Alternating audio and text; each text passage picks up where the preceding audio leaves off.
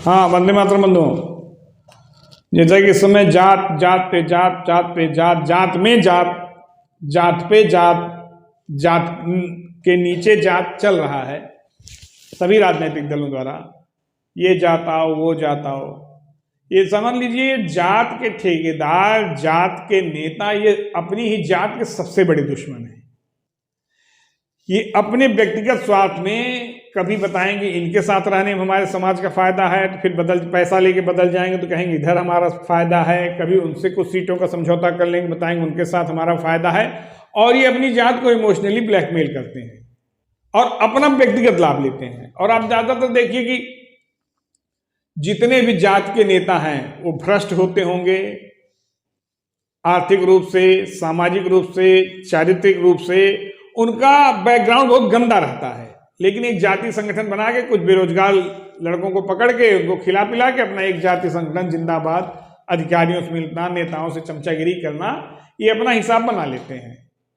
और उसके पीछे थोड़ा युवाओं को, भावनाओं को उभार के अपना लाभ लेने के, इससे ज्यादा उनका कुछ मतलब। इनके देखिए आप एनजीओ भी होते होंगे, इनके ट्रस्ट भी चलते होंगे, इनके स्कूल कॉलेज भी, ये ज्यादातर सर्वदलीय लोग होते हैं जो हमको आपको, हालांकि मैं तो कभी आज तक किसी जाति संगठन का सदस्य नहीं बना, न 25 पैसा दिया, लेकिन ये ज्यादातर बेवकूफ बनाते रहते हैं जात के लोगों को इमोशनल करके कि अब इनके साथ हमारा भला है, अब उनके साथ हमारा भला है।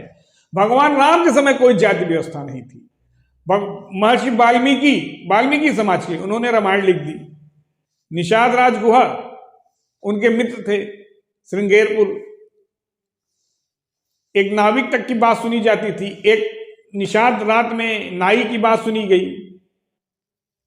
खैर विषय वो मध्यकालीन इतिहास में उसको ड्रामेटिकली कुछ विदेशी इतिहासकारों ने चेंज किया, फिर आजाद भारत में वामपंथियों ने चेंज कर दिया। आप जान लें कि हिंदुओं की किन्हीं दो जातियों में इतना तनाव नहीं रहता है जितना कि शिया सुन्नियों में रहता है। अहमदिया को वो नहीं मानते, अंसारी के छुआ पानी नहीं पीते। किसी शिया से कह दीजिए कि किसी शिया को सुन्नी मस्जिद का इमाम बना दें और किसी सुन्नी को शिया मस्जिद का इमाम बना दें। देखिए आप, हमारे यहाँ दलित भी हैं, बाबा रामदेव भी हैं, हमारे यहाँ महर्षि वाल्मीकि हुए, कबीर हुए, रैदास हुए, हमारे यहाँ सभी उसके थे। और ये बीच में, और देखिए दुर्भाग्य, रहीम, कबीर, इनका नाम लेके जातिवाद फैलाना शुरू किए, बाबा साहब का नाम लेके जातिवाद फैलाना शुरू किए। हमारे देश में सबसे बड़ी सीमाएं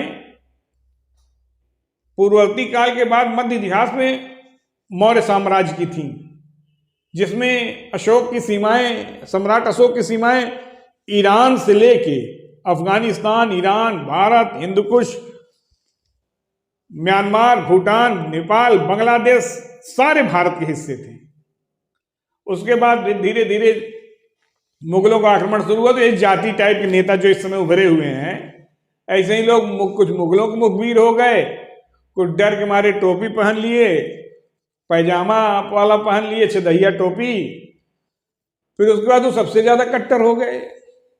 और आजाद भारत की आजादी, और आप जान लें, ये तुलना करना हम आजाद क्यों हुए, इससे ज्यादा महत्वपूर्ण है जानना कि हम गुलाम क्यों हुए। इसी जाति व्यवस्था के कारण हम गुलाम हुए, जिनको हमको डिवाइड एंड रूल जिसको कहते हैं। अंग्रेजों के भी गुलाम रहे, मुगलों के भी गुलाम रहे। तो हमारा युवा पीढ़ी से कहना है कि वो आजाद क्यों हुए तो सब जान गए हैं, वो भी पूरा सही नहीं पढ़ाया गया है। हम गुलाम क्यों हुए इस पे ज्यादा अध्ययन करने की जरूरत है और निष्पक्ष अध्ययन करने की आवश्यकता है। आप, और जब राजनीतिकरण हुआ तो किसी नेहरू जी ने शुरू किया, और सबसे बुरी दशा कश्मीरी ब्राह्मणों की बना दी। आप जान लें, जो जाति के आधार पर राजनीति करने वाले लोग हैं, किसी की हिम्मत नहीं होती कि जम्मू कश्मीर में रहने वाले दलित भाइयों को और पिछड़े भाइयों को उनके रिजर्वेशन का लाभ मिले, कहने की हिम्मत नहीं होती थी। वो 70 साल तक अपने रिजर्वेशन से वंचित रहे। 370 और 35 से हटने के बाद उनको रिजर्वेशन मिलना शुरू हुआ। और अलीगढ़ मुस्लिम यूनिवर्सिटी में कहते कोई कि रिजर्वेशन क्यों नहीं मिलता है भाई, किसी की हिम्मत नहीं बोलते। और इनको हर काम का विरोध करना है अब इनका मोदी का विरोध पाकिस्तान का समर्थन हो गया है, चीन के समर्थन में खड़े हो जाएंगे, पाकिस्तान के समर्थन में खड़े हो जाएंगे। अब मोदी विरोध का इनका इतना लंबा दायरा हो गया है कि आपको बताऊं कुछ, ये गाय, गणेश, गोबर, गंगा, तुलसी, शिव, कृष्ण, राम, माता सीता, मां पार्वती, सबका विरोध करते हैं। सम्राट अशोक के बाद हमारे देश की अब जाके सीमाएं इतनी सुरक्षित हुई हैं। आप जान लीजिए, मोदी विरोध में मोदी विरोध, मीडिया विरोध, योग का विरोध, आयुर्वेद का विरोध, रामकृष्ण शिव का विरोध, 370 का विरोध, 35A का विरोध, CAA का विरोध, NRC का विरोध, किसान बिल का विरोध, आतंकियों की कुटाई का विरोध, पाकिस्तान पे कार्रवाई का विरोध, चीन पे कार्रवाई का विरोध, नोटबंदी का विरोध, GST का विरोध, शौचालय का विरोध, आवास का विरोध, गरीबों को राशन का विरोध, कोई ऐसा विरोध बचा नहीं जो इन्होंने न किया हो, क्योंकि सारी देश हित में थी, हिंदुओं को जोड़ने वाली थी, सारे समाज को जोड़ने। अब 21 साल लड़कियों की मैरिज जो कैबिनेट ने पास किया कि 21 साल के पूर्ण नहीं, उसका भी विरोध शुरू कर दिया है। ये पहले अब जाके इधर भी चंदन लगा के दौड़ रहे हैं सब लोग, और इनके टुकड़े टुकड़े गैंग वाले, रोहिंग्या, सारे इनके साथी हैं।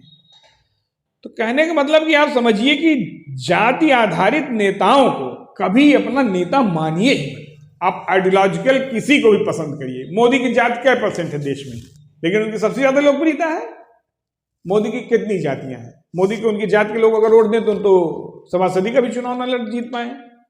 लेकिन मोदी को पूरा देश चाह रहा है, देश का अब दुनिया भी चाह रही है। तो मेरा कहने का मतलब, आप संकीर्णता से उठें, सपाई बसपाई मानसिकता से ऊपर उठें कि हमारी बिरादरी वाला मुख्यमंत्री हो जाए, हमारी बिरादरी वाला प्रधानमंत्री हो जाए, हमारी बिरादरी वाला रक्षा मंत्री हो जाए, हमारी बिरादरी वाले सारे हमारे बिरादरी। ये अच्छे समाज इस तरह होगा ही नहीं।